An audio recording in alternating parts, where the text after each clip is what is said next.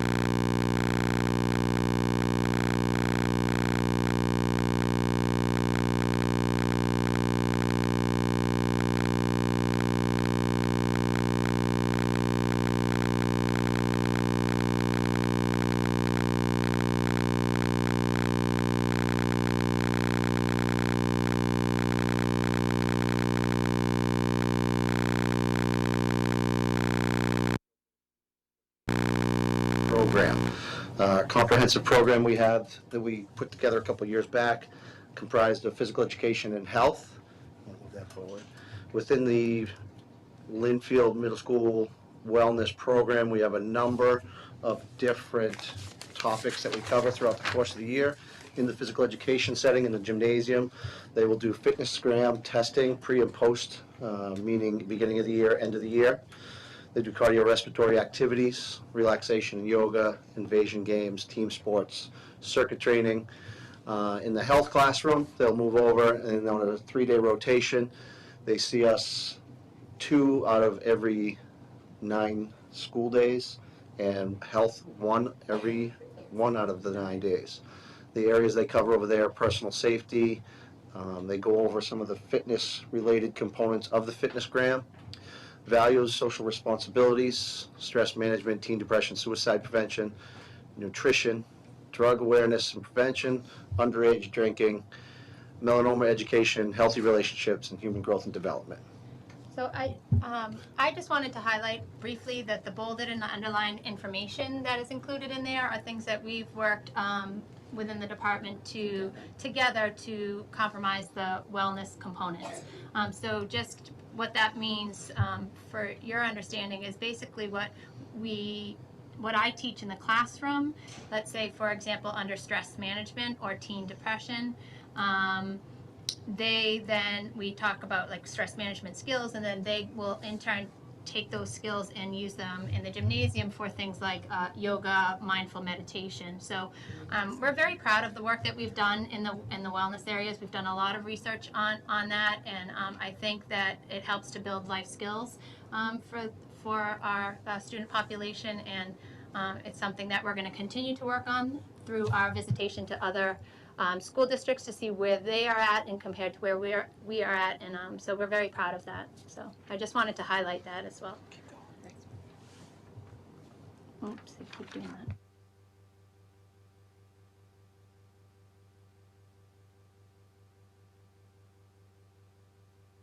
Over the Summer Institute last year, we went ahead and put together a dance unit. We've been talking for a couple of years and saying how it's a big part of the curriculum that we weren't reaching.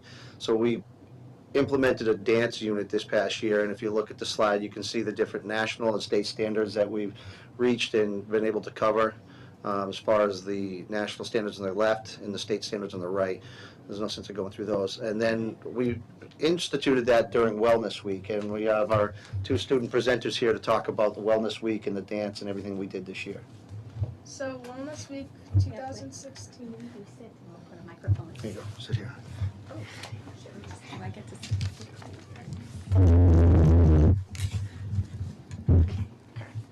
Wellness Week 2016 was a great success this year. Our message to school was Wellness Works. The week was kicked off by our traditional 8th grade Wilson volleyball tournament. We had helpful hint morning announcements, guess the faculty wellness winner, exciting food choices in the cafeteria, and so on. Each day was filled with exciting activities for students and staff.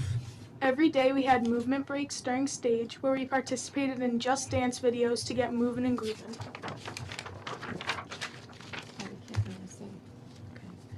So I can probably comment on this. So these are our two dance instructors that we invited to the middle school. One of them actually is a paraprofessional, Jessica Gordon, who teaches in the 8th grade. And it was like, you know, we had this artist in residence for 3 days that we didn't even know existed until, you know, earlier in the year. So it was really great. And she brought also a professional dancer that works at her studio, Miss Hillary, that the kids called her Miss Hillary. So it was really great to have professional dance instructors with us for 3 days. So you don't have to. I took them. This is just the kids dancing throughout the week. So yeah, the Dance Hall of Fame. Oh, did you? Am I taking your? Okay. Dancers were chosen and prizes were won. So we had, as the kids were dancing, we went around and we gave out stickers to, you know, kids who were super enthusiastic, and for the most part, it was a lot of them. And then their names were put into a bucket for a raffle at the end of each class, and they got to choose a fitness-related prize to take home with them. So that was really, they liked that. So every day for Wellness Week, we wore a color to represent like a disease or just something have to do with wellness. So on Monday, we wore red for heart health. Tuesday, we wore brown for tobacco awareness. Wednesday was purple for epilepsy and diabetes awareness. Thursday was black for sleep awareness, and Friday was pajama day for relaxation and mindful meditation. So, thanks to our generous PTO, on Thursday, Mr. Chris Nowinski, former Harvard football player and WWE wrestler, came to LMS to educate students on the serious issue of concussions. He was really great at getting the message across about the dangers of head injuries and how they can affect our health and impact our lives.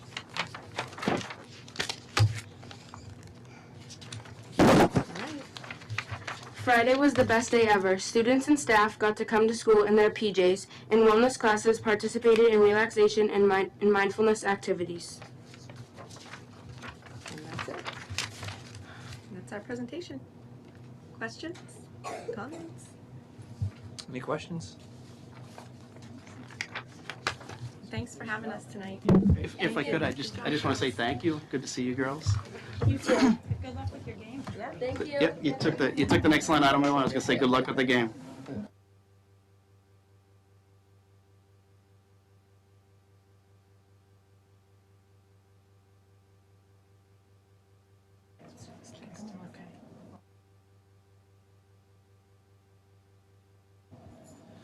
Okay, we're going to jump back in line onto our agenda. So after many years of service to the school department, or to the town of Lynnfield, I should say, Dr. Paul Anderson resigned as our representative at North Shore Regional Vocational Technical School. And this evening, we have Mr. Gary Hathaway, who has been appointed by Arthur Bork as our new representative at North Shore Voc. And so at this time, I would just like to read a letter that Arthur Bork has written to Mr. Doyle as chair of the school committee. It says, please advise that I've appointed Gary F. Hathaway to fill the vacated term of Paul D. Anderson as the Lynnfield representative on the North Shore Regional Vocational School Committee. Mr. Hathaway's term will commence immediately and will expire on December 31st, 2017. This appointment has been made after lengthy consideration on my part and a healthy examination of the roles and responsibilities of this position. I think Mr. Hathaway is uniquely qualified for this position, and I am confident that he will do an exemplary job representing the interests of Lynnfield. Mr. Hathaway is a 1974 graduate of Lynnfield High School and attended Salem State and Bentley College. He holds numerous licenses and certifications in the trades and has received significant formal training as a carpenter. Since 1984, he has owned and managed Gary Hathaway Carpenter Builder, operating out of Lynnfield. I have known Mr. Hathaway for a number of years, and I take great personal pride in making this appointment. In our conversations over the years, he has displayed a great understanding of business and a broad understanding of the trades, and I am confident he will be a great addition to the committee and a good representative of Lynnfield. I would respectfully request that the school committee confirm this appointment as required by the guidelines of the North Shore Vocational School. Thank you for your time and assistance in this matter of mutual interest. Sincerely, Arthur J. Bork III. So at this time, I would like to invite Mr. Hathaway to the table to tell us a little bit about yourself and your interest in serving on the school committee.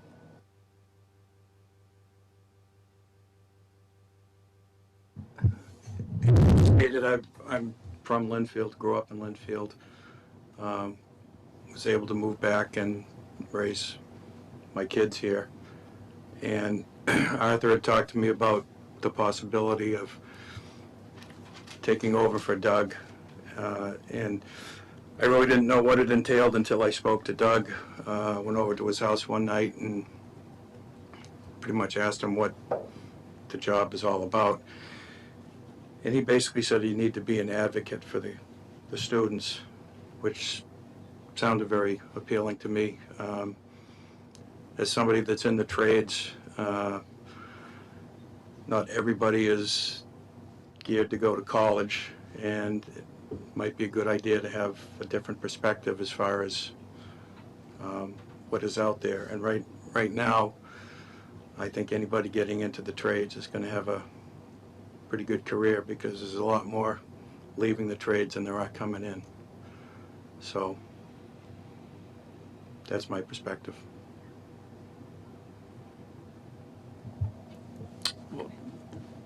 Any comments from the committee? I was just going to say, having worked a little bit with some of the people that are on that committee, I'm sure you'll have a very fulfilling experience.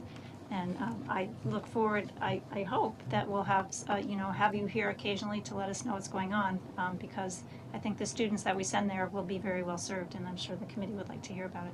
Okay. Anybody else? Thanks for your time this evening. We look forward to your service.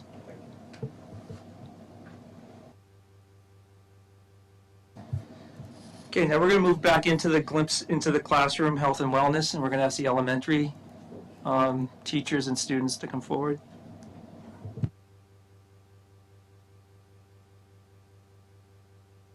So at this time, I invite Craig Stone, physical education teacher at Summer Street School, Mary Robertson, who is the health and wellness physical education teacher at Huckleberry Hill School, and Stephanie Conrad Hamer, who goes between both schools. So welcome.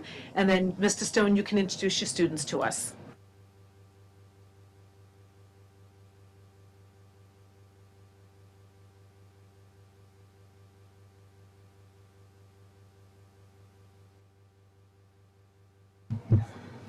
Push this one too. Keep learning so much. You're staying here in education long enough. These two students are from Mrs. Kelly's 4th grade class at Summer Street School. This is Haley Mahalchak, and this is Joseph Raffer. You were already introduced to our staff a little earlier. So that Mrs. Robertson and I are solely based in our individual schools. I'm at Summer Street, and she's at Huckleberry, and Stephanie Hamer floats back and forth.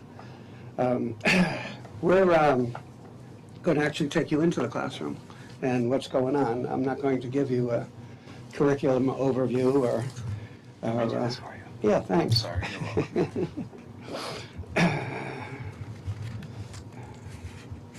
But first, I have to give credit where credit is due. Then hit present. Yeah, I got you. You knew that one. Jane showed me earlier. Technology is really not my expertise. A few years ago, Mrs. Robert threatened me because I kept using a typewriter and I had to learn about a computer. So I started using the computer, and then, you know, one leads to the next. But I had never done anything like this before. And I went into the media center and spent some time with Alex Karam at Summer Street. She's fantastic. She does a great job. I'll give her a plug right on here. She does a great job with the kids and with the staff. She's very informative. And it's nice to know that even after 44 years, I can still continue my professional development in another field that I normally wouldn't go into. So, very quickly, you may be aware that the goal of physical education is to develop physically literate individuals who have the knowledge, the skills, and confidence to enjoy a lifetime of healthful physical activity. We're going to concern ourselves this evening with 2 standards. The physically literate individual demonstrates a competency in a variety of motor skills and movement patterns, and the physically literate individual demonstrates the knowledge and skills to achieve and maintain a health-enhancing level of physical activity and fitness.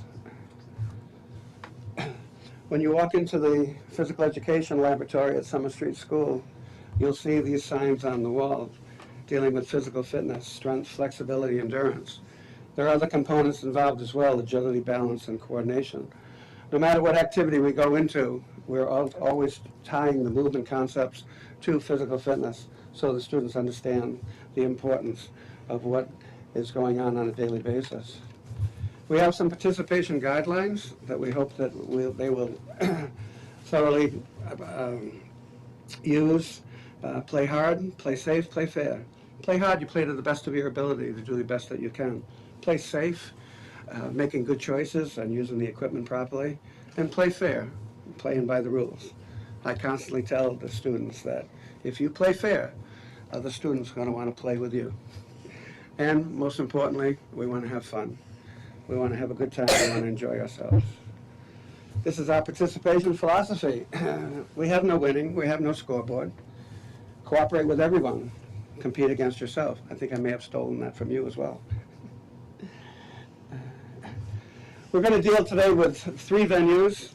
This is our indoor play structure. I think even Mr. Doyle may have played on this at one point. Behind the play structure, I'm going out 44 years, you know, so I'm good. Behind the play structure, you can see our climbing wall.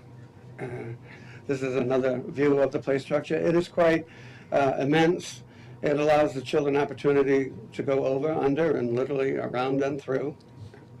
And this is our climbing wall, which we were able to do when the school was renovated. There are both walls at both schools, and those are the footholds and the handholds. You see the red line down at the bottom. The children at an early age, and when they're novices with the wall, are encouraged to keep their feet below that red line as they negotiate across, so that they're never more than about 18 to 20 inches off the ground. This is Joe and Haley's class. This is Mrs. Kelly's class, which there are 22, 23 individuals right now, all involved, using the play structure, challenging themselves at their own levels. Here's another view. As you can see, they knew they were having their pictures taken, and they're quite enjoying this. And one more view from the other side. At this time, I'd like to turn the program over to my two very capable assistants. Haley? The following slides are activities we do using the climbing wall and play structure to improve our movement skills, muscular strength and endurance, as well as balance and coordination. Rock wall. This is a group of students doing a horizontal climb left to right. We also travel right to left, crisscross, and buddy climb linked together with hula hoops. Rope swing, takeoff. This student is preparing to mount the rope swing while standing on a platform. Swinging and landing. After swinging, she will dismount onto the crash mat. Rope climb.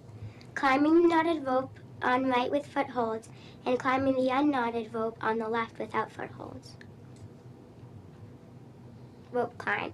Climbing the rope without using feet. I need to note that she went all the way to the top, 18 feet, without using her legs. Cargo net. Here we are climbing using both arms and legs. The cargo net moves back and forth to make it more challenging. Rope bridge. This is another challenging way to cross from one end of an obstacle to the other. Horizontal bar. While supporting our body weight above the bar, we do front support mounts, pullovers, hip, and knee circles. Tandem swing. Two students enjoying a ride on the swing. Crossing curved double bridge. You can start over or under the bridge, allowing two students to use the same piece of equipment at the same time. Balance beam. Sliding down the balance beam with or without using your hands. Incline mat. We can do basic and advanced tumbling using this mat. I am preparing for a back tack. You could also do forward or backward rolls. Landing. Trying to stick the back tack and land on my feet. I made it. This is not a normal activity for most of the students, but Haley happens to be a state level gymnast. And what's interesting when I go into this area as well, there are students that really enjoy this activity because of the individual of the nature of it, and they have an opportunity to do an area that they don't normally participate in the venue. I mean, when we're doing with our ball skills, whether it be soccer oriented, pillow polo, floor hockey, what have you, and it gives them a nice opportunity to shine. It's really opened my eyes to a lot of students that I really didn't know that they had these skills, and it gives them an opportunity to improve their self-esteem as well. Back handspring. Jumping backwards like a back dive. Your hands hit the mat first, then you land on your feet. Good job, Haley. Thank you. And now turn it over to our other very capable assistant, Joe Rafa. The following slides are more activities we do to improve our movement skills, endurance, balance, and eye-hand coordination. Rolling donut. One partner pushes a donut while the other partner does a forward or backward roll while trying to stay inside the donut. This is also a cooperation activity. Hops. While sitting on the ball, you flex and extend your legs and bounce across the room. This is not actually a blurred picture. This is an action photo. The students are actually jumping up and down. Platform bouncers. Again, flexing and extending your legs while balancing on a platform and ball. You constantly jump up and down. Pogo sticks. This activity is similar to the picture before, but requiring a higher degree of balance. Stilts. This is an advanced balance and movement challenge while trying to move in a forward direction. Balance boards. Here we are trying to keep both ends of the balance boards off the floor at the same time. Water walkers. While balancing and rocking side to side, we can also jump and perform 180 and 360 degree turns. Buddy walkers. This is a partner balance and cooperation activity where you try to move across the room, coordinating the movement pattern of your feet with your partner. Scoops. This is a throwing and catching activity using a wiffle ball and scoop. You can also throw and catch with them as well. Stomp and catch. This is a catching activity where you stomp on the end of a board with your foot, causing the ball to go up in the air and catch it with your hands. Fling it. This is another throwing and catching activity using a net and a small ball. Great job, Jim. So what happens, this is a 4-week period of time in which the students are divided into groups and the stations. So they're actually going through eye-hand coordination and balancing activities, the play structure, and the climbing wall. So they rotate all through. So these activities that you just saw, they've actually gone through over a 4-week period of time. And if I can plug physical education before I exit, physical education is the only subject which, by the very nature of its content, has the potential to affect how a person will feel every moment of every day for the rest of his or her life. Okay. Questions? Questions? I'm just curious what, for the two able assistants, what your favorite activities are. You want to go first? The incline mat. Probably the Tarzan swing. That's usually a big favorite. Thank you. Yeah, nice job, guys. This is not easy. You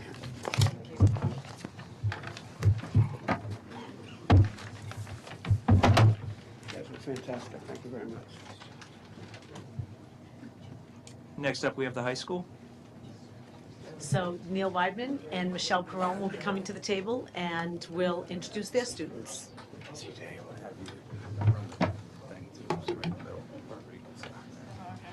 Come on over here with me, then you can have my seat when you're finished.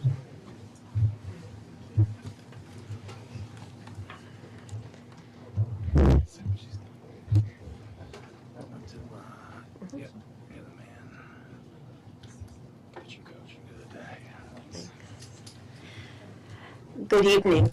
Neil and I are here along with Barbara Dickey, who is a freshman, CJ Finn, who's a senior, and Rebecca Albanese, who is a junior, to talk to you a little bit about high school physical education, health, and wellness. So what we have here is our mission statement, which is in our program of studies. And just as a summary of the mission statement, our goal is to teach lifelong fitness and wellness skills that students can take with them once they leave Linfield High School and go on to future endeavors, whether it be college or personal fitness. And ultimately what we try to do is by the time they graduate, they can walk into a gym and know exactly what to do and not just run on a treadmill. And we also, in our younger grades, in our 9th and 10th grade, have a sports-based curriculum, team sports, to which the students will speak about momentarily. So for our courses, we have, in grade 9, we have a combination of physical education and health. Students take 2 quarters of physical education and 2 quarters of health, which Barbara will talk about in a minute. Grade 10, 1 semester of physical education, which again is team sport-based. In grades 11 and 12, students have the option to choose between fitness and recreation, fitness for men, and fitness for women. And CJ and Rebecca will be talking about those momentarily as well. Okay, so our ninth grade physical education and health curriculum provides an opportunity for the awareness of the importance of a healthy lifestyle, the advancement of knowledge and skill level in basic lifetime sport activities, and the understanding of fitness, nutrition, and wellness. So from here, I'm going to turn it over to Barbara. She's going to tell you a little bit about physical education and a little bit about our health program.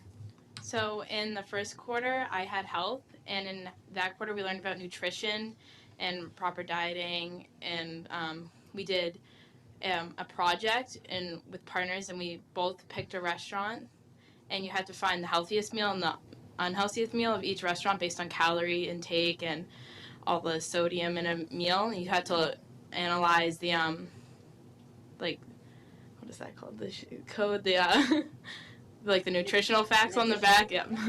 And in the so the project, we compared the healthiest and the unhealthiest, and it really made you see like what you're intaking. And we also watched this video called Super Size Me, which also shows you how unhealthy fast foods can be, and it really makes you see like what's in it.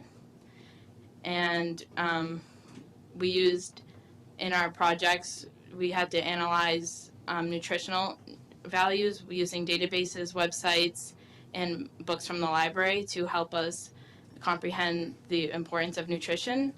And then in quarter two, we had PE, and we did team exercises, and we did volleyball and badminton, and we also did yoga, and we watched yoga videos, and we did yoga. And then in quarter three, we did the independent study project, and when we were in partners, we picked from a hat, and we all got a topic that we had to do it on. And again, we had to use databases, websites, and books to help us understand our topic, and then we presented them. And at the end of each one, there was a quiz, and everybody had to take notes on your project, and then they had to take the quiz so you knew they were paying attention, you were actually understanding what you were learning. And some of them included teen dating, abuse and healthy relationships, and smokeless tobacco, and the dangers of caffeine drinks and teen stress. And then lastly, in quarter four, we have PE again, and we're doing the physical education, which include the mile, sit-ups and curl-ups and push-ups, and the shuttle run. And we're also doing more team curriculum, which includes indoor soccer, handball, and some more badminton. That's it. Real quick, just the slide that's up here is the independent study for ninth grade. So there's a whole bunch of current event types of topics, which of the topics that we chose for those were based off the Youth Risk Behavior Survey. So it was all relevant to Linfield High School students.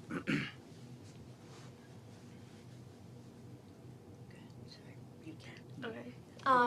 So the 10th grade physical education curriculum provides an opportunity for students to learn about lifetime activities, sports, and basic fitness, and students to develop and improve upon basic lifetime sports skills as well as physical fitness routines. So in 10th grade, we did a lot of like in 9th grade team sports where we did volleyball, soccer, badminton, tennis, if it was nice outside.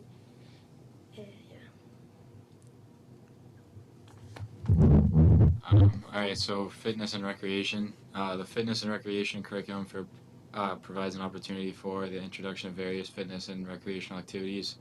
For example, aerobic, anaerobic exercise, including fitness walks, core strength training, yoga, tennis, badminton, and volleyball.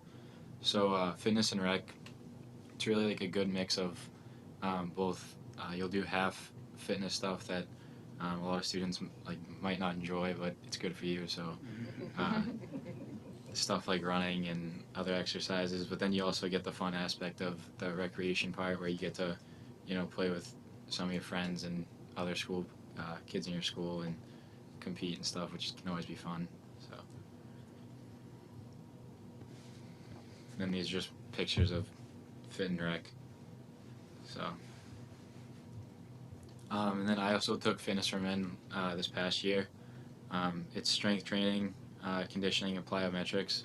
So basically, it's a little bit more serious than fitness and rec. but for a lot of students that play sports, and for me and a lot of other students that don't have time but are serious about sports and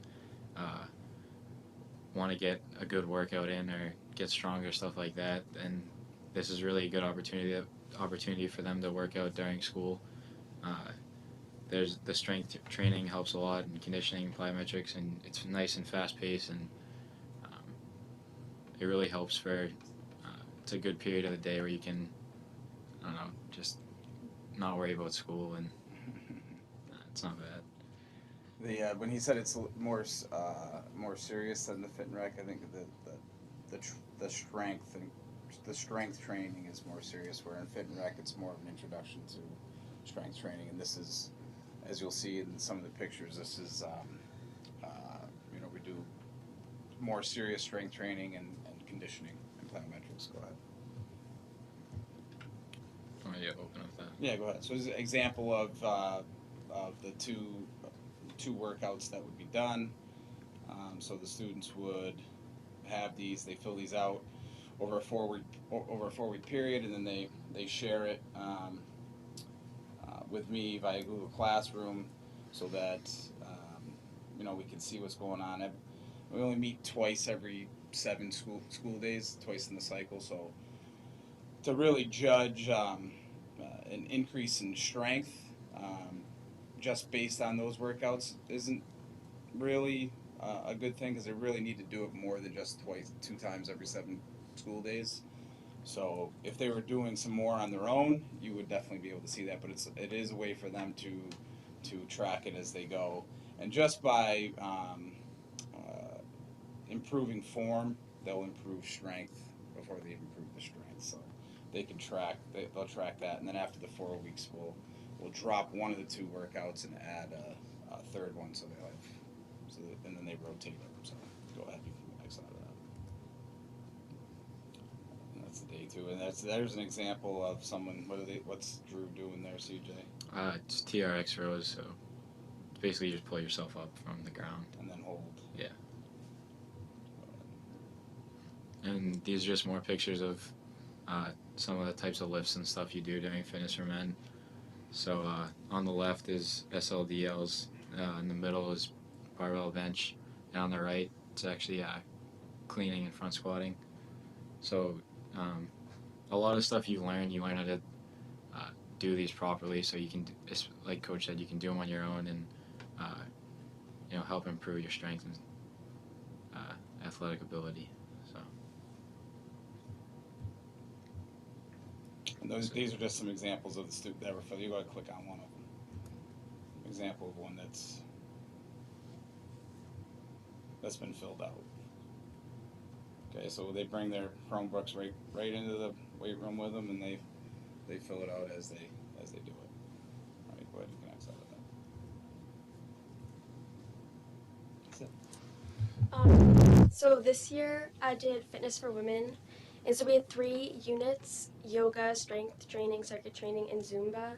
So in yoga, so we have it twice every cycle. So it helps with our flexibility and stress reduction. And then strength training we did after we finished the yoga unit. So we have a fitness log where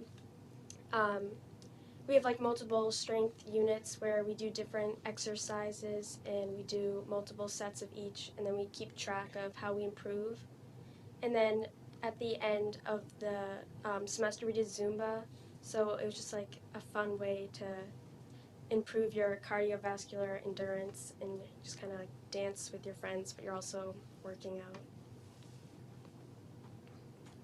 So those are just some of the pictures of. On the right is yoga, and then the left is strength training. So that is an example of flexibility, and so the first one is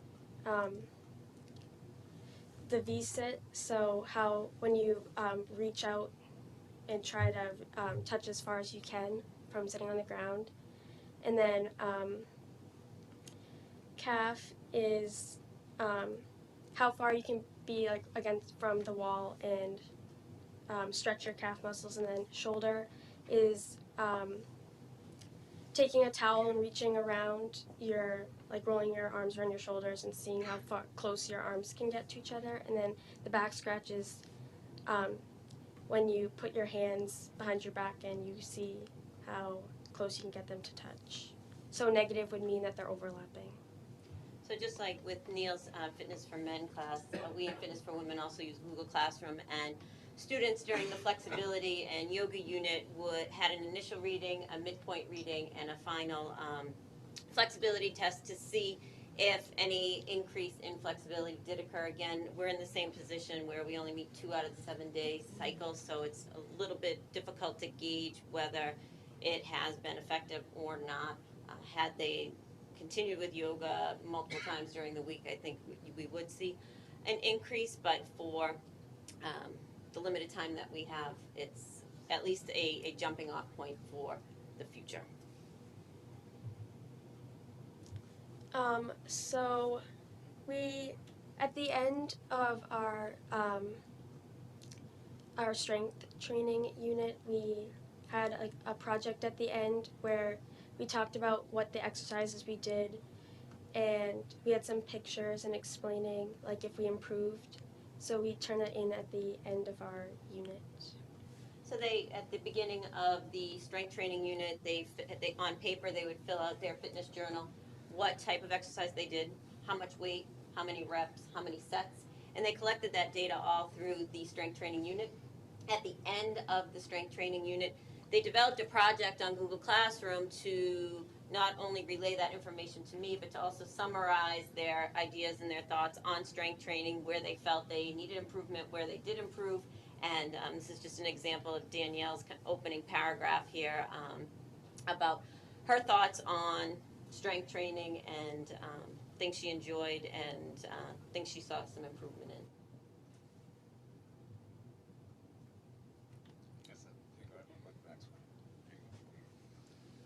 Any questions for the high school physical education, health and wellness team? Actually, yeah, for you, Neil and Michelle. On the health portion of it, that happens either in the first or second semester of freshman year, is there any mental health component to that, or is it mainly nutritional and what you intake into your body?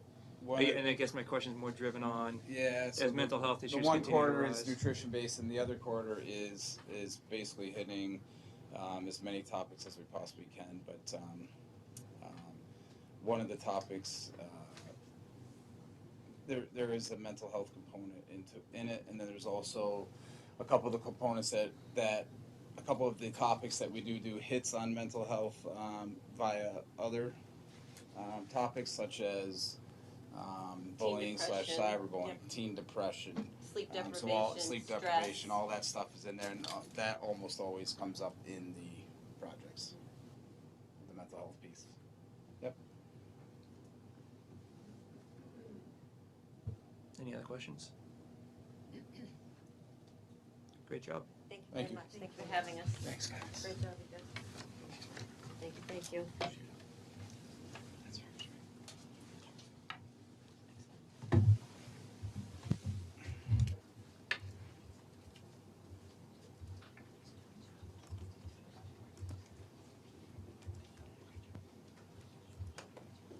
Jane, do you need this?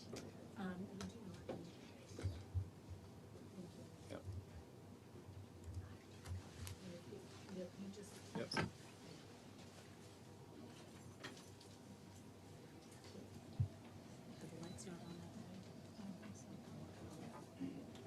Mr. Stone? On your way out, will you just make sure that all those lights are on? I'll put them back. Thank you, Michelle.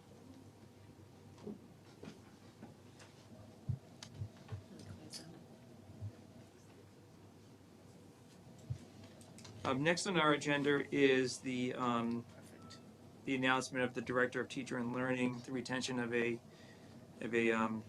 individual. As everybody knows, as part of our budget this past year that was voted on in April, at the end of April, we had a position of the Director of Teaching and Learning, and tonight Mrs. Tremblay is prepared to make an announcement of the individual that has been retained for that position. Thank you. So we posted this position internally as an anticipated opening at the beginning of April prior to town meeting. We were hoping actually for an internal candidate in order for us to really hit the ground running in the fall. And fortunately, Kevin Sear, who was our assistant principal at Linfield High School, applied and interviewed shortly after town meeting. He was completely outstanding during the interview process. His vision of excellence for our classrooms really supports our district strategy. And with him being an internal candidate, we can really almost get the planning started now.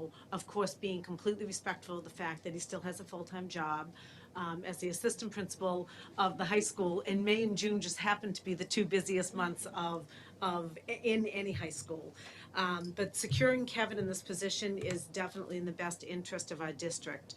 So my summary from our conversations that Kevin and I have had about the position it's really created like a theory of action that will definitely yield results for us.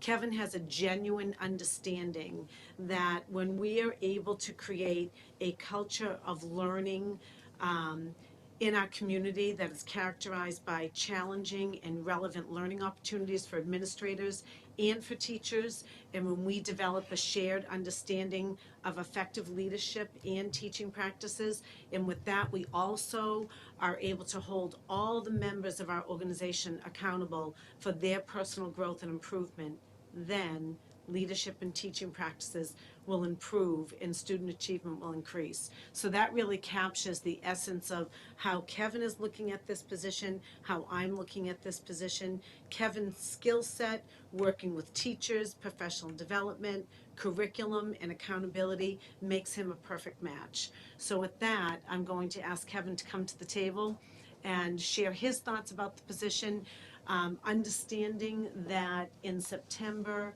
Kevin will come back to the table with a formal entry plan of what his first year will look like. So it's a pleasure to introduce Kevin Sear to the committee. Thanks, Jane. Good evening. Appreciate the invitation. I truly believe it when I say it is a privilege to work for the Linfield Public Schools. I know Jane says it all the time to staff, and I drink the Kool-Aid because I believe it. I truly believe it, and I'm ready. I'm ready for the next chapter.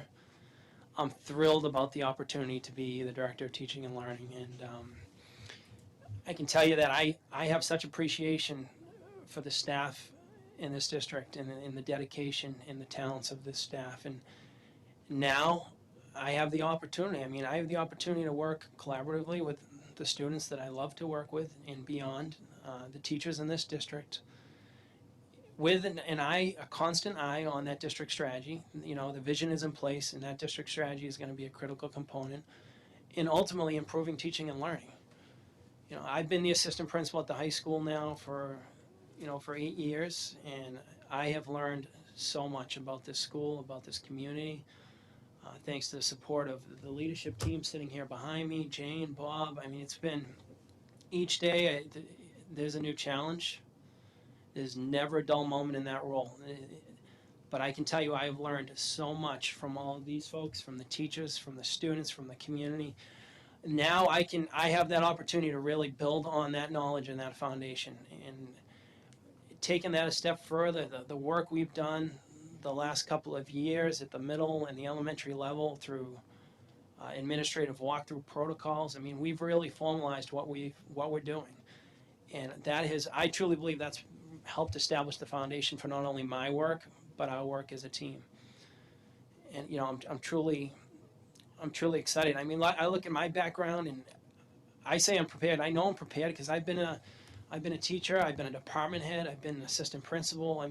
I know I've had that unique perspective, and I value that not everyone has an opportunity to have those different perspectives in education. And now is the opportunity. I think the time is right for me, and I think the time is right for the district to really, take that, my knowledge and really take it a step further and share it with everyone in this district and collaborate. And truly, with an ultimate goal, I know we can improve teaching and learning, and with our eyes on the prize, which is, that district strategy in place as a framework to truly improve teaching and learning across the district. So I'm grateful. I thank you for the invitation tonight. I'm happy to answer any questions. Any questions from the committee? Comments? Comments? Kevin, I've been following your career since my daughter was in high school, so I know you well. We go back. Thanks, We do. I just want to say I think you have really worked hard to earn the respect and the confidence and faith and trust in all members of the educational community, parents, students, and your colleagues. So I wish you the best, and I think it's a great value added for Superintendent Tremblay. I appreciate it. Thank you, Best sir. wishes. I just, in the different times I've had the opportunity to work with you, your excitement about teaching and learning, your passion for it, and your desire to have it happen at a very high level has always come through. So I think this is a good position for you, and I'm looking forward to seeing what you do with it. Dorothy, I appreciate all your support. Thank you. I do have one question for you. Of course you do. No. Of course. So looking at you know, the past 13 years, right? You've been in leadership roles at North Reading as a department head, Carver as an assistant principal, Linfield as assistant principal at the high school. One question, or one comment and question I have. The comment is I have a hard time seeing you go into an elementary classroom just knowing your personality. So God bless you there. But having said that, in all honesty, Kevin, and I'm sure you have given it some thought of, you know, you have a ton of experience in the secondary level. Sure. And you have, you know, your gap is in the elementary, and I know your supervisor's has extensive elementary background. Have you given some thought into just getting yourself caught up to that and how you're going to do it and how you're going to immerse yourself in that portion of the job out of the gate or in the next couple months and into the summer? Yeah, it's a great question, Tim. And I was honest about that in the interview. You said that certainly is going to be a learning curve. You're right. I don't have the elementary experience, but I have a tremendous team, and you're looking at it right there in terms of no one with greater elementary experience than Jane to lean on. And I do know a lot of the teachers at the elementary level. I believe in it. It's built on trust. It's built on relationships. Everything you do, and now I have an opportunity to get back in and. You know, I know a lot of them as parents, which is unique, and we kind of I saw a lot of them at the retirement party over the weekend, and it's an interesting, you know, you joke about it, but it is an interesting, you know, how it comes back to this realm, but that trust is there, you know, in the same sense as, you know, when they were parents. It's now I have an opportunity to really support them in their profession, and again, it's a matter of it's going to be asking the right questions. It's going to be leaning on that support group. I feel good about, if I didn't have the experience I've had the last 2 years and really going into those classrooms and getting to know staff a little bit more and really sitting down with principals after every classroom visit and then taking a step further when we get back as a leadership team and continuing to talk about teaching and learning what we saw. Those, I really believe that when I say that's the foundation, I truly believe that, you know, it gives me some solid ground to work from. And but I plan on, I told the high school folks, I said I may not see you for a little while in the beginning of the year. I said I really have some work to do at the, you know, at the elementary level, but you know, I embrace the opportunity. So, but no doubt about it, that is the learning curve.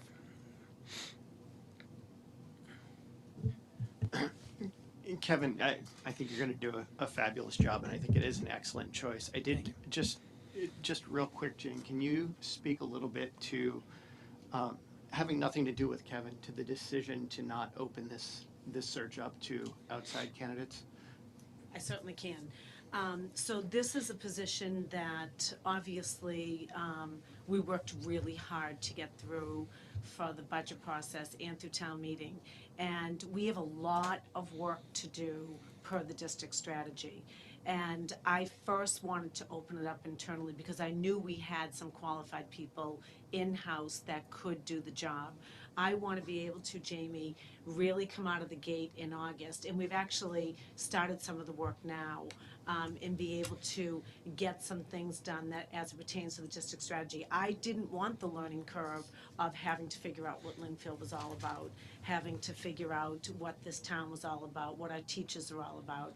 I think that having Kevin as a person inside the district cuts out that whole learning curve. So it's not going to take Kevin a year to figure out what does excellence in Linfield mean. You know, what does it really mean to us as an administrative team? And also not losing sight of the fact that we will have a brand new AP at the middle school, and now we're going to have a brand new AP at the high school. So that's going to take some time to train that person, those two people as well. Having someone internally, though, for me, was just really being able to hit the ground, get it done, know the personalities, know what the district strategy is. Another benefit to Kevin is that he's got his hands all over this district strategy.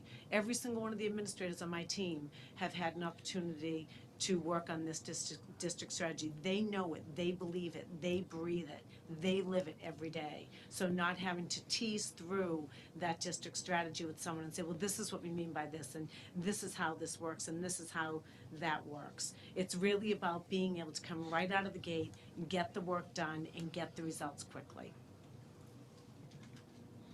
Could I add one thing to that? Sure.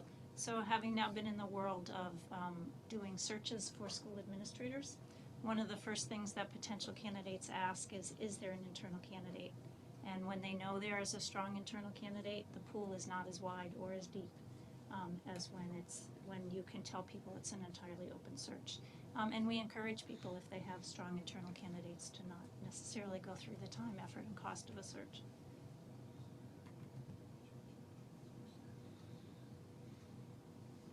Any other questions? Kev, good luck. There's high expectations. This committee debated this position for a long, long time. So, you know, the superintendent did a good job conveying her vision to us, and so the expectations, unfortunately for you, but hopefully fortunately for the district, are very high out of the gate. So good luck. No, I appreciate that. That's what I'm used to in Linfield, so I won't let you down, Tim. Thanks. Thank you. Appreciate it.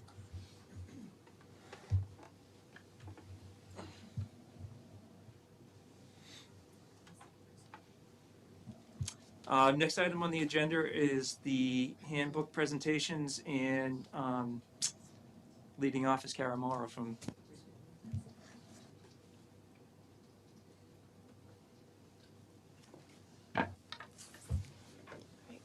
Good evening. So I am going to go through some of the changes of the preschool integrated handbook. There weren't too many this year to highlight.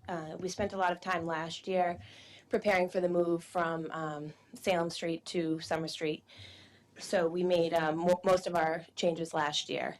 For this year, the directory, again in preparation for the move we had to be determined for a lot of our phone numbers at central office. We've just updated that directory. For on page 4, we changed the acknowledgement date for parents to return the handbook, updated that date. On page 10, we updated the dates and times of the preschool open house, conferences, and screening. The open house is in line with Summer Street School, as it was last year. We felt that worked out well. The preschool open house takes place an hour earlier to allow parents of Huckleberry students to get back over to Huckleberry and Summer Street parents to stay. The conferences, there is a change with that. Typically in the past, we have held preschool conferences in January. And this year we're deciding to again align with Summer Street School and have the conference dates be on the same days as the Summer Street teachers with those extended evening hours. The preschool screening, we do that every year. We have the information night for parents who come to us to ask any questions they might have about a child who needs to be screened. And then we have the actual screening day where we set up appointments for students to work with our preschool staff.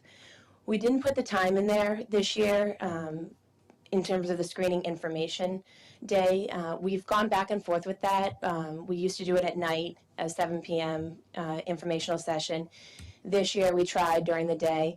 We're still not getting a lot of participation in that information session, so we're really trying to figure out ways to expand that so we're reaching as many parents as possible. So we left the time out for now so we can decide whether or not we think a night event or a day event will be more beneficial.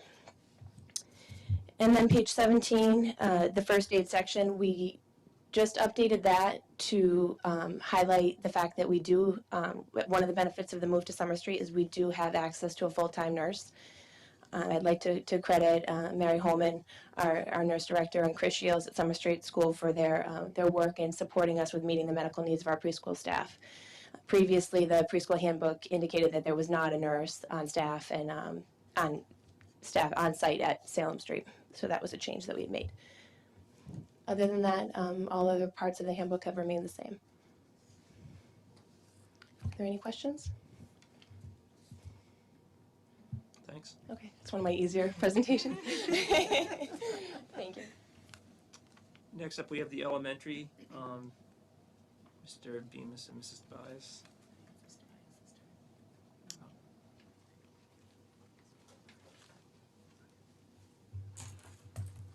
So, good evening. So for the elementary, we have a number of changes. A lot of it relates to the fact that kindergarten is going from 0.7 to full day. So a lot of our reflections in the handbook are regard to that. So the first thing we have is on the cover of the handbook, we're going to change the times to reflect that Huckleberry next year will be the early school, Summer Street will be the late school. We're going to change the school year to 2016-17, and like I said, remove all references to 0.7. That was prevalent throughout, so there are a lot of things that were impacted by that. So we went through with a fine-tooth comb, Lori Murphy and I.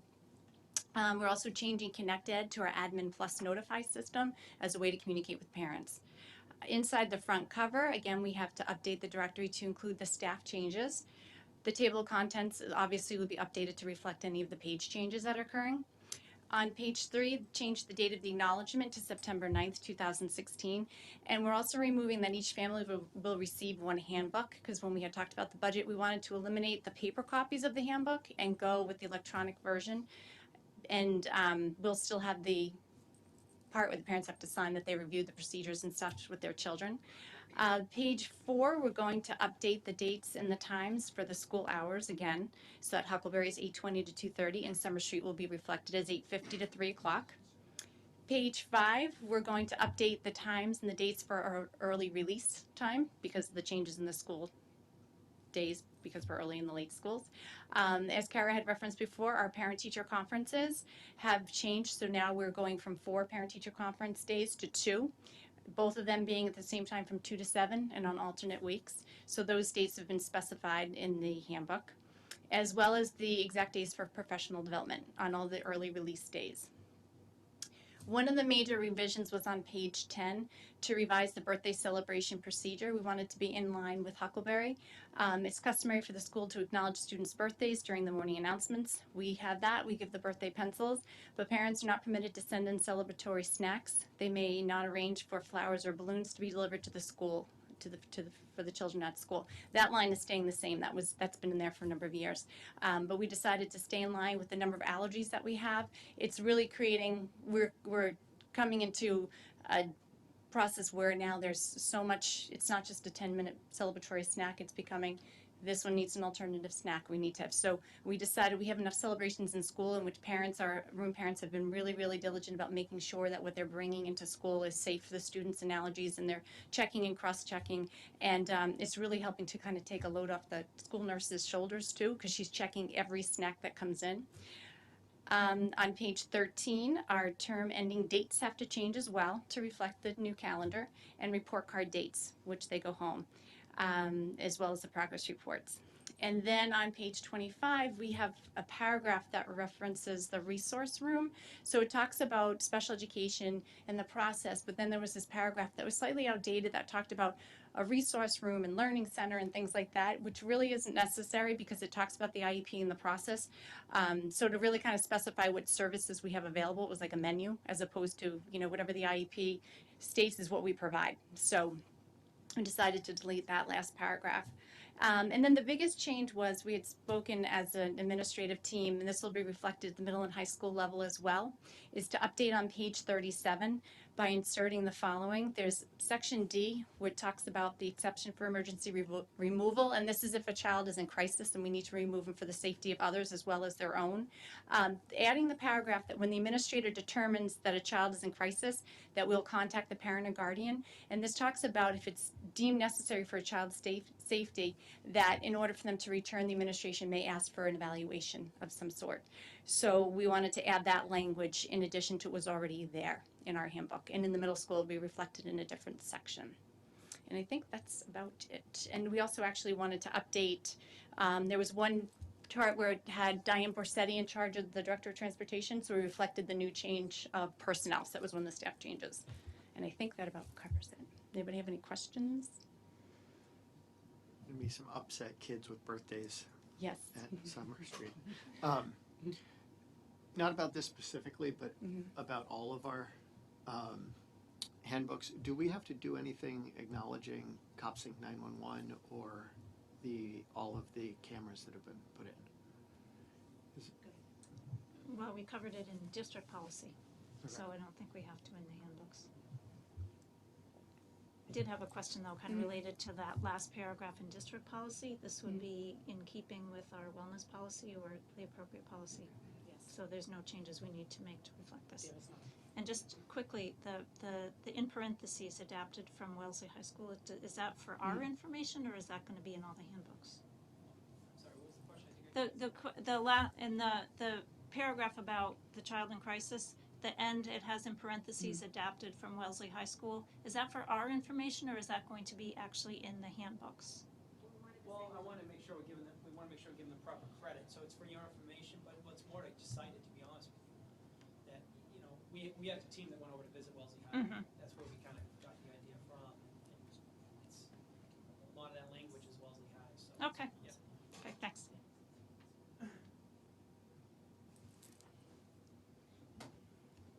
Any other questions? Thanks. All right, thank you. Next up, we have the middle school. And Ricky Shanklin is coming to the table for the presentation. Thank you. So similarly to the other schools, last year we made a lot of changes due to changes in laws and things. So this year it's very minimal changes. So the first thing is that, similar to what Jen just said, the handbook is going online. So it will no longer be provided in our student agenda books. So therefore, on page 1, that's the first update is change. The language there is the same. I just took out the fact that it was the agenda book was given to them by the PTO and things like that because it's not in the agenda book anymore. The next update is the core values on page 1. This was previously presented to you, I do believe, in the fall by Stephen, our acronym of STARS for self-advocacy, tolerance, achievement, respect, and service. So we're putting that in there, and which is replacing the core value statement that was in there before. Pages 2 to 4 will reflect changes in the calendar. Page 2, I needed to update the teaming due to our staffing changes at the middle school, which have also been previously presented, which would be 4 teams of 2 in the 5th grade and 2 teams of 4 at the 6th grade. Then, and similar to what Jen already talked about with the health services, the addition on page 31 is for students in crisis, which fortunately we don't have this happen very often, but sometimes we do find that students are in need of outside services that we are unable to provide them in school, or it's in a more in-depth nature that they need something that we cannot provide them. So therefore, if they're at risk at all, their safety is at risk, or other student safety is at risk, we would ask for an emergency psychiatric evaluation before returning to school. And then the final change was on page 4. That's just regarding the language there. In parentheses on page 4, it was stated that humanities was last period. That's when the students would go back into a homeroom class last period. That removing that gives us the flexibility to have that class at any period, A, C, E, or F throughout the day. Same thing with 5th grade, so humanities will no longer be specifically at the end of the day. It can be at any of those periods during the day. The other change is the name of a course. So instead of having STEM and media as separate courses in 5th grade, we are going to call it technology. We are combining those both into one course. The expectations and the outcomes are the same for that course. The students are still receiving the same amount of time as if they were taking both courses. It just gives us the flexibility to do an internal rotation between those two teachers. So the students are basically sharing 2 teachers for that course so that they can teach subjects or teach some of the content in tandem with each other, where they're in the media class for certain periods, and then within a rotation they can then go to the STEM room to do part of a project pertaining to what they did in the media center, and it helps them have the flexibility to incorporate those skills together instead of doing them separately in separate semesters. So those are all the changes that I have for the handbook, so if there's any questions. No questions? Just before Ricky I leaves the know. table, I just want to publicly thank you for your service to the Linfield Public Schools. I think most people know by now you have earned and have taken a principalship in Reading, and you will be great at that position. We will miss you here, and your service to Linfield has been extraordinary, and I believe the Linfield Middle School is better for having you had there. So thank for being there. So thank you for your service, Ricky. Thank you, and I would like to publicly state thank you to the school committee. I've done many presentations over my time, my 16 years in Linfield, through math presentations as a math department head and as assistant principal, and you've always demanded that we keep students first, and that's really what makes Linfield so special. So thank you very much, and thank you, Jane, for your leadership, and the leadership team they've all been wonderful mentors to me, so thank you. Thanks, Ricky. Next up is the high school. Mr. Seer.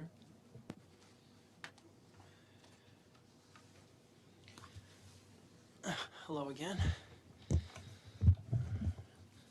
Ricky, I'm sad this will be our last opportunity to work together on the handbook, although I'm not sad this is my last handbook presentation.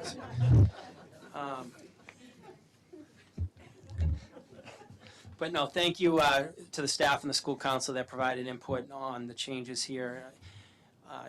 If you've linked to the actual handbook, I think it's pretty impressive what Janice Albert has been able to do, so I want to thank her for the hyperlinks, and that's still a work in progress. I'm going to have the help desk further refine that in the coming weeks or months here for the fall. So it just makes it much easier, obviously, to get around, and it's a work in progress, but it's a much better place there. To start, we've always subscribed and followed the Linfield High School mission, and the Compass program does align with our school mission. But last June, we got a group of teachers together, we call it the Compass Committee, and part of what we said is we really want a mission unique just for the Compass program in terms of building relationships with students and in lining with our core values. So I just felt the need, or we felt the need to just make sure that we include this in the handbook. So I want to insert that on page 5 right after the high school mission to say this is the mission of the Compass program. We talked, everyone here spoke to you about students in crisis, and although it is a common procedure, it's not a common practice. Fortunately, this doesn't happen that often. But typically when when a student is in crisis, we need to decide the best course of action, and just acting on the safety and well-being of students. So that we felt important to include that language across the district. The Library Media Center, it's just evolved so much. I mean, you can just tell by being in here, it is more of a open environment. It's more of a 21st century learning commons, and Janice has done such a great job with that, and Francis, and so the language here is just continuing to update.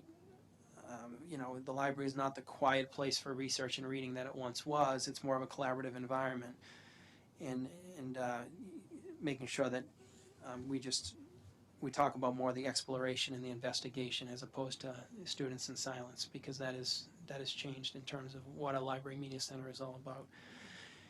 The study hall teachers now keep attendance, so what that means is that the students will actually report to their study hall, and the media center is available to them during a study hall.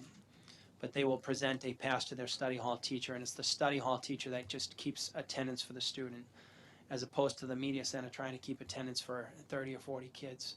So this was a process that I worked with Janice on the end of last school year, and we've implemented. So I want to make sure that that's reflected in the handbook, and we're getting good feedback from staff on that. Nothing changes in terms of the remainder of the media center rules in terms of our lunch period and the overall rules of the media center.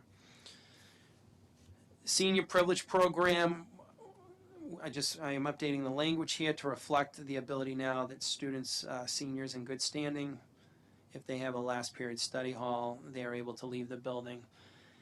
And this is one where I just made it clear when Bob and I met with the class, you know, once in a while they get excited because their teacher is not here, and Mr. Sear, it's a study hall. Well, it's not really a study hall, guys.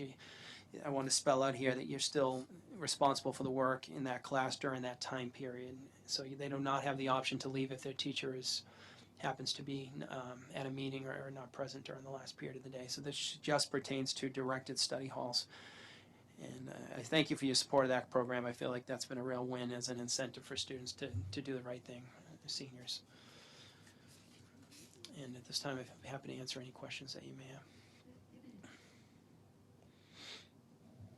Any questions?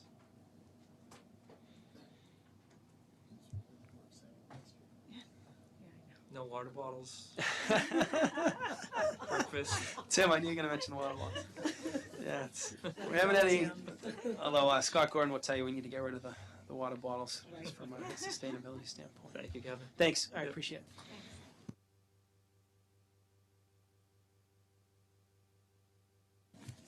Superintendent's report. Okay. So there's actually a few things on the report tonight. The first thing I'd like to do is to revisit the college list of acceptances, and I'm going to complete the list tonight. So our students have been accepted to Indiana University at Bloomington, James Madison University, Johnson Wales University, Providence, Keene State College, University of Kentucky, LaSalle College, Lesley University, Loyola University Chicago, Linden State College, Lynn University, University of Maine, Massachusetts College of Art and Design, Mass College of Pharmacy and Health Sciences, University of Massachusetts Dartmouth, University of Massachusetts Lowell, McGill University, Merrimack College, Miami University Oxford, University of Mississippi, Montserrat College of Art, New England College, University of New Hampshire and Durham, Nichols College, University of North Carolina at Wilmington, Northeastern University, Pace University in New York City, Pennsylvania State University, all campuses, Philadelphia University, Plymouth State University, Purdue University, Quinnipiac University, Regis College, University of Rhode Island, Roger Williams University, Sacred Heart University, St. Anselm's College, St. Joseph's University, St. Michael's College, Salem State University, Salve Regina University, San Diego State University, Savannah College of Art and Design, Simmons College, Smith College, University of South Carolina, Springfield College, Stonehill College, Stony Brook University, Suffolk University, Syracuse University, the University of Tampa, the Ohio State University, Tufts University, Tulane University, Union College, University of Vermont, Virginia Tech, University of Virginia, Wentworth Institute of Technology, Western New England University, Westfield State University, Worcester Polytech, and Worcester State University. That is the complete list of college acceptances for the class of 2016. Thoughts? Questions? Congratulations to the class of 2016. That's quite a list. It is quite a list. The next thing that I want to report out on is we have a sophomore in our high school. His name is Ryan Frazier, and he has submitted a piece of photography called Fall Transitions, and it was selected for publication in the award-winning Massachusetts High School Magazine of the Arts, which is the only statewide magazine featuring artwork and writing for teens. Ryan's photograph will be exhibited at the Marble Collection's 3rd annual magazine release gala called Spring into Art on this Sunday, May 15th, from 3 o'clock to 5 o'clock at the UMass Boston's Harbor Gallery. This is really quite an accomplishment for Ryan, and I just wanted to acknowledge that tonight. So congratulations to Ryan. I also want to give you an update on our METCO board. And so the board has been working diligently this year to help our METCO kids to be as successful as possible. And one of the things that we have done is we have developed a summer program for our students in grades kindergarten through 6th grade. And this has the reason why we've been able to do this is because of the partnership that we have with Michael Ann Herrick and Community Schools. Michael Ann actually serves on our METCO board. This program is blended with our existing summer program for all of our students in Linfield.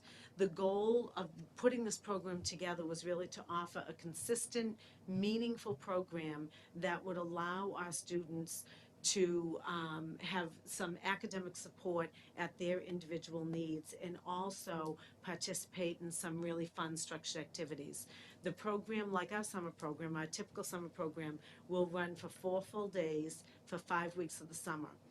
Outside of the academic benefits that we believe that the children will have, there will also be opportunities for them to continue to develop some of the great friendships that they've had with their peers in Linfield. So we are really excited about this solid program that we've put together, and it really could not have been done without the work of the entire board, but especially Michael Ann Herrick and her help in offering some of the SOFA programming. So any questions on that? Okay, so I alluded to this actually earlier when I was talking about Kevin. May and June in the high schools, probably I think it's safe to say the 2 busiest months of the entire year for Linfield High School, really for any high school. One of the things that the high school has really worked hard to do is to be proactive and try to really make students understand that there are connections between their choices and their consequences. And I think that the high school has done a great job with this, with some really good programming. And I just wanted to give you some of the examples of the programming and some of the things that are happening. The mock car crash took place last week. I'm hoping that you had an opportunity to read about it in the newspapers. The newspapers did a phenomenal job of covering that. That was a very, very powerful event. It's the first time I had ever seen it, and to see our students role playing that they have been in a horrible accident and some of them did not make it. It was unnerving, even though we knew that it was the students role playing. So I'm really hoping that that message resonates with our high school students. And it was really a united effort between the Linfield Police Department, the Linfield Fire Department, and the school administration. Another thing that we're doing this year is that a letter is being sent home via ConnectEd to the parents that is signed by the district attorney, it is signed by Mr. Cleary, it is signed by Chief Breen and myself. And the objective of the letter is just a reminder of the dangers that can occur when teenagers get their hands on alcohol. And the essence of the letter is that we really all need to work together in order to keep our kids safe. So that will be going out shortly, I believe probably next week, to our parents. Was it the Compass program that brought Harriet Turk in? So the Compass program also brought a speaker in on March 4th, Harriet Turk, and she spoke really about decision making again in really healthy relationships.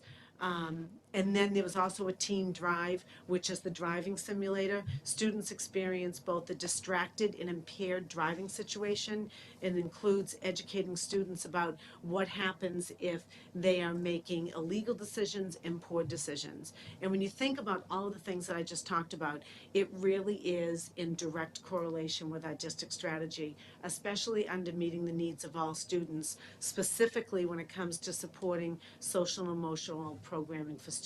So there's a lot going on in the high school behind, that we don't always hear about. So I wanted to just share some of those examples for you.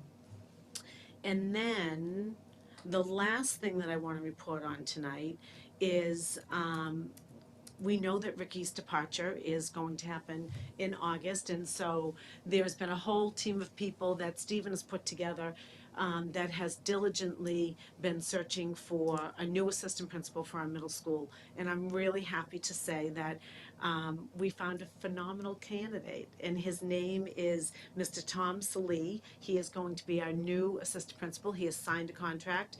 I want to tell you a little bit about him. He has a bachelor's degree in history with a minor in French from Brandeis University. He has a master's of art in teaching, majoring in secondary history from Northeastern. He did postgraduate work for his administrative license at BU.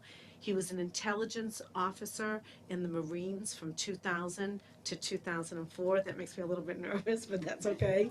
He joined the Natick Public Schools in 2005, and he has been there ever since.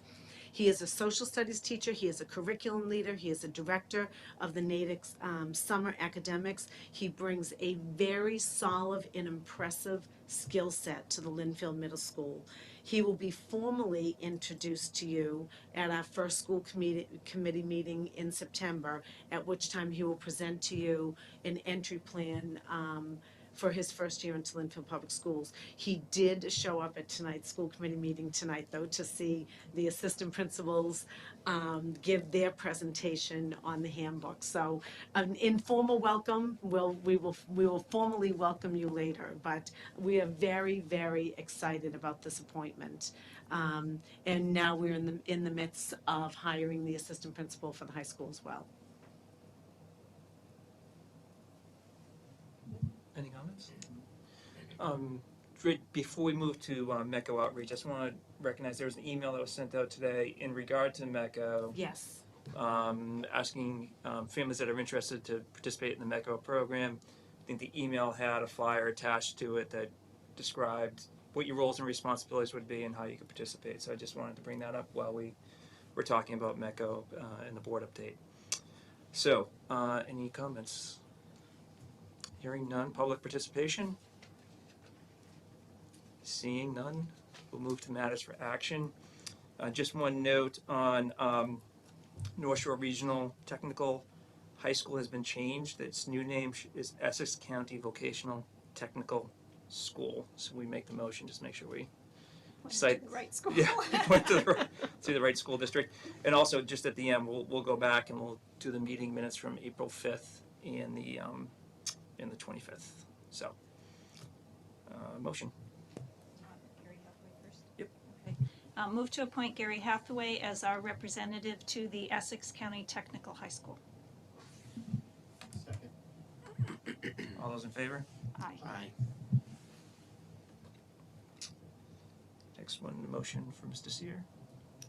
Move to appoint Kevin Sear as Director of Teaching and Learning starting July 1st, 2016. Can I just clarify something? Sure. Do How about if there's a second first? we have a second? Okay. So if, why are we, this is Jane's appointment, correct?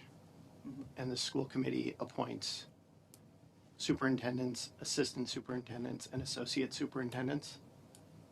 So I'm unclear why we're voting on this. May I clarify? Yes? So, under the law, the school committee appoints superintendents, assistant superintendents, directors of special education, and business managers.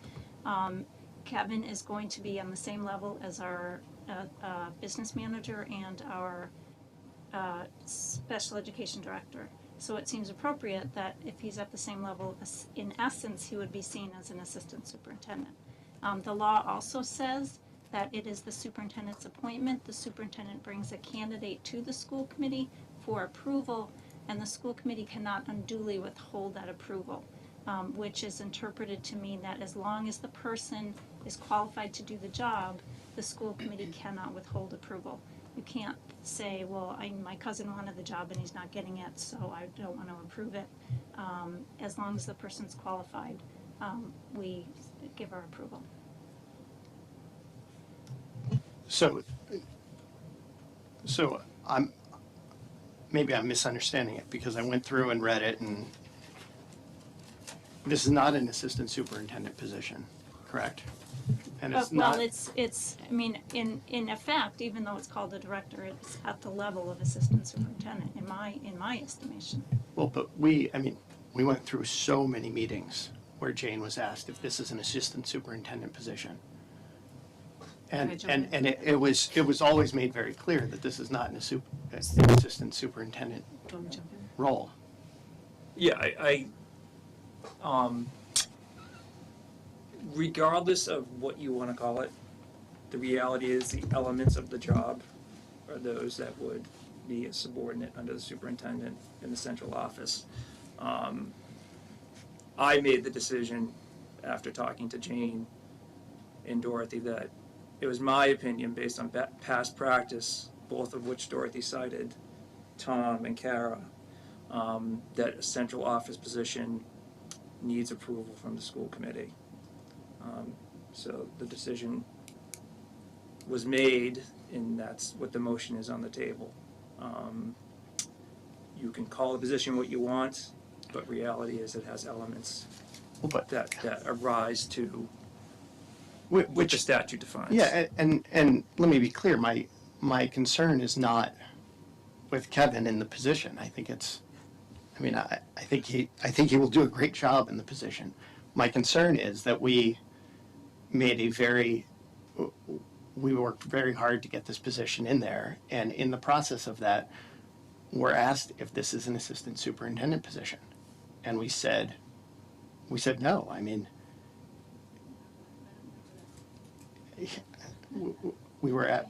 So what I would say about this is, it is someone who will be working directly under me. And what I did say when I was sharing the information with the board is that this is definitely absolutely on par with Kevin and Tom Gary. So if you think about the pyramid, I'm the leader of the learning, and directly underneath that is the three of them. So to your point, without a question or doubt, it is a central office position. It is not a building-based position. I want to clarify what the difference is between this and assistant superintendent, and the reason why I did not come out during the budget season and call it an assistant superintendent. I think that the theory of learning that I talked about when I was introducing Kevin said it straight and clear, is that this is somebody who is going to be in the schools, working with teachers, working with curriculum directors, working with administrators, and to some degree working with students. So in my eyes, in my definition of what an assistant superintendent is, an assistant superintendent does not do that. An assistant superintendent would be in my office with me, assisting me with paperwork, with protocols, with policies, with that sort of thing. It's important, and it always has been important for me, for people to understand that this position is rooted in the buildings. However, having said that, it is a position directly under me.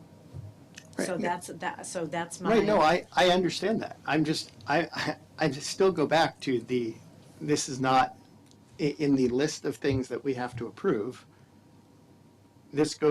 Approving this goes in the face of what we publicly stated when we got this position approved. I mean, that's it. I mean, I just think we have to think long and hard, because we supported this, we pushed it, we threw our support behind you, and you feel very strongly about it, and I think we have the right person for the position. I just don't want to give the impression that that we asked for one thing and now we're trying to approve it as another thing. I don't think we are. I think we're approving the position based on the job description that was given to us. Right, but we're not trying to change the job description. But that's not a job that needs school committee approval, is my point. I disagree. I think that it's at a level that's high enough that we should exercise our right to approve the position. And the school committee in the past approved Tom Gary's position and Kara Morrow's position. Which we are required to do. And this is a director's position. Yeah, and they have the title of director. So are we required to approve anyone with a director? Is it, I mean, is it a director position? Any director position is what we're required to approve legally? I know nurses, physicians, I understand all of that. And he specifically excluded the principals, assistant principals, those admin positions off the top of my head, are specifically excluded. This is a central office position. It's a director of teaching and learning. The committee ought to approve it. Now, there's 5 of us here. If three of us don't want to approve it, then fine, we don't approve it. But the motion's on the table. Unless we have any further comments, why don't we just move the motion and see where it falls? I think your points are well made. I'm not dismissing your points, but I mean, we can have this discussion. Yeah, no, I tonight. understand. So, we have a second on the table. Do you want to amend the motion? Nope. Okay. All those in favor of the motion? Aye. Aye. Aye. Against? Abstain? It's aye. Okay. Great. Motion to adjourn? Move to adjourn. Second. All in favor? Aye. Thank you.